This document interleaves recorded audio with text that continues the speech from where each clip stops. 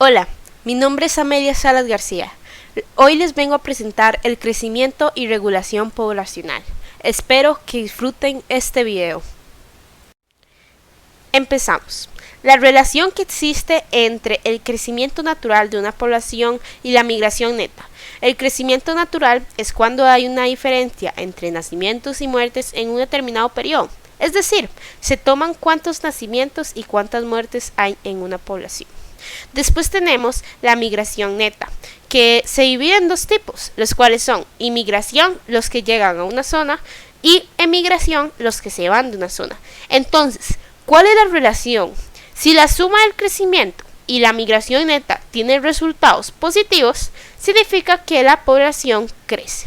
Si es negativo, es que reduce. Bueno, luego tenemos la diferencia que existe entre estos factores: potencial biótico y resistencia ambiental.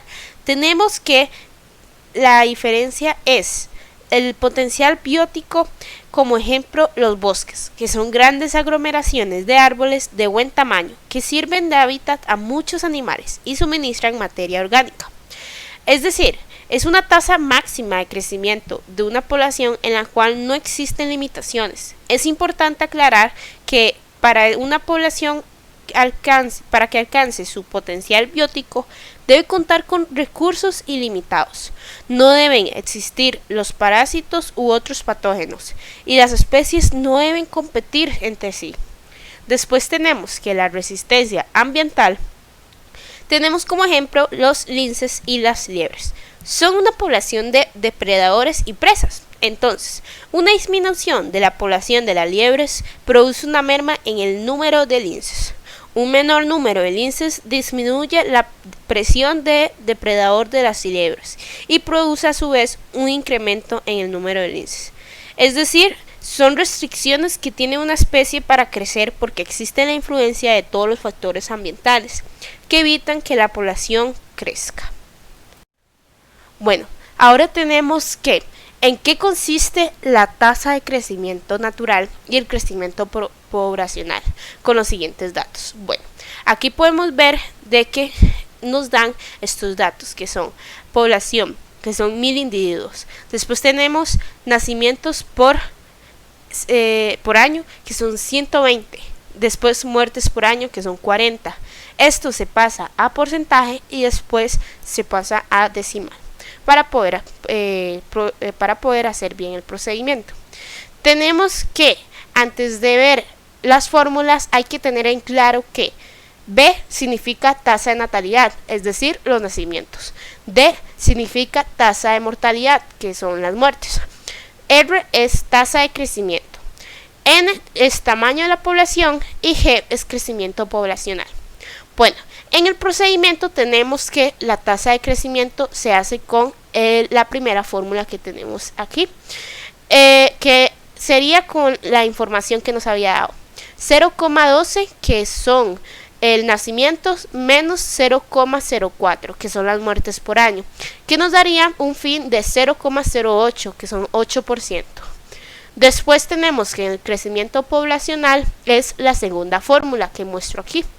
Tenemos que es 0,08, que fue el resultado de la tasa de crecimiento, por 1000 individuos, que nos daría 80 individuos al año. Bueno, luego tenemos que en qué consiste el crecimiento exponencial y logístico. Tenemos que en el crecimiento exponencial se crea una curva que sube de gran tamaño y con forma de curva J. Significa que el crecimiento poblacional rápido es seguido por una súbita muerte masiva. Es importante aclarar que estos periodos de incremento y decadencia ocurren en diversos organismos por razones complejas y variadas. El ejemplo que podemos observar aquí fue que fue un gran crecimiento real de renos en Norteamérica. Estos son animales herbívoros, pero tenemos problemas porque ellos, por más población que haya, sacaban más los recursos. Después tenemos que en el crecimiento logístico es cuando una población llega a su capacidad máxima que puede sostener el medio ambiente. Si se sobrepasa la capacidad de carga, puede ser peligrosa y dañina, porque eliminan recursos y su proceso de crecimiento se vuelve lento. Normalmente, en las gráficas podemos observar que se estabilizan y se quedan en esa posición, o a veces con leves curvas. Ejemplo, tenemos aquí un parque nacional. Después, también podemos tener las cataratas o alguna playa. Y toda aquella zona natural que un grupo de personas la protegen. Ellos tienen un límite de capacidad porque es importante que esa presencia de visitantes y sus actividades no deterioren los recursos naturales o de infraestructura del lugar. Ok, ahora vamos a explicar qué es un ciclo de auge y decadencia por medio de un ejemplo de la vida real. Bueno, el que voy a presentar son los seres humanos. Tenemos un gran auge de población y para que logremos una buena decadencia se tiene que reducir la población a un 60%, cosa que es muy difícil que ocurra. Pero bueno, para estar en mejor contexto, hay que saber que nacen 300.000 bebés al día alrededor del mundo y mueren unas 200.000 personas. Es decir, al día hay 100.000 personas nuevas en el planeta.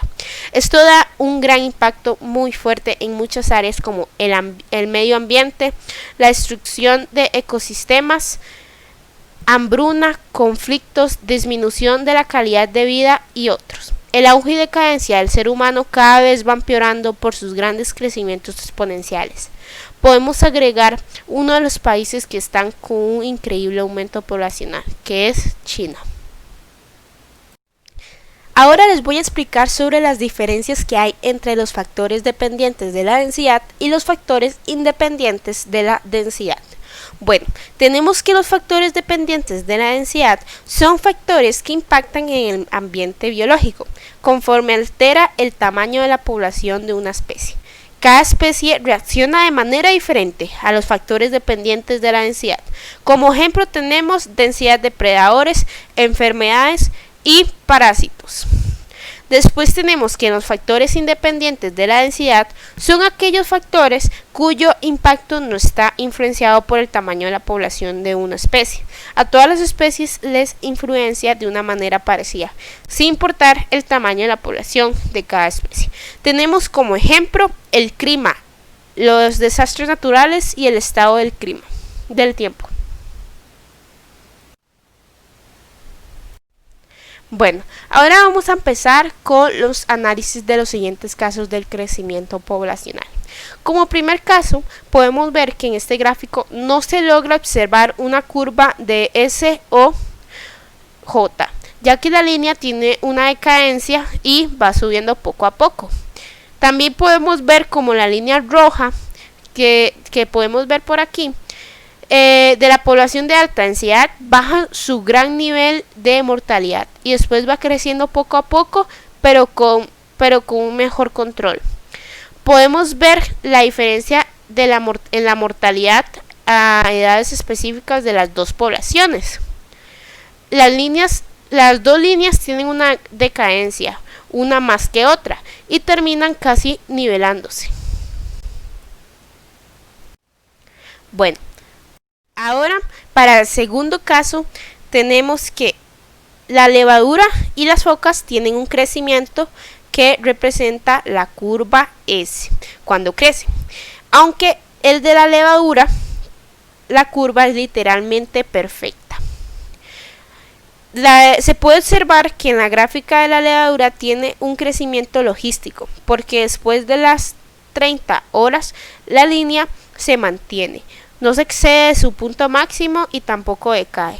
En la otra población, que son las de las focas, sucede lo mismo, aunque desciende un poco, pero no afecta mucho. La gran diferencia que tiene esta con la levadura es que su tiempo fue durante años.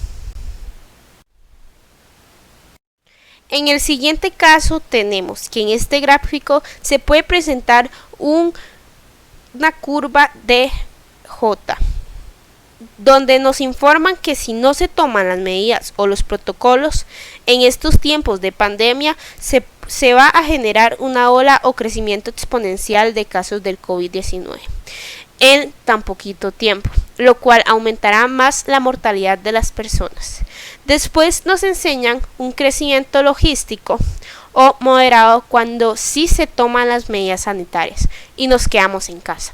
Esa es la importancia de cuidarse para que los casos no aumenten en tan poquito tiempo y no afecte al resto del mundo. Por último, en la línea amarilla tenemos que nos alarman que si las personas debilitan sus usos en las medidas sanitarias, podría provocarse otra ola o crecimiento de casos. Bueno, en conclusión, ya para poder finalizar, en opinión mía, es importante que las nuevas generaciones logren salvar el planeta Tierra. Lograr obtener más profesionalismo en el tema del control de crecimiento poblacional y la regulación ambiental, porque muchos de los recursos y de los seres vivos están desapareciendo y extinguiendo por una mala intervención. Es importante saber que los límites son muy necesarios y en este caso nosotros, los seres humanos, debemos tratar de arreglar, mejorar y recuperar muchos de los recursos. Además, ayudar al medio ambiente a entender un buen crecimiento natural para que el ciclo de la vida siga por muchos años más. Tal vez sea muy difícil, pero no es imposible. Actualmente la tecnología va mejorando y espero que logremos avanzar para poder salvar nuestro mundo. Por último, les agradezco mucho por poner mucha atención y de verdad espero que les haya encantado este video. Hasta luego.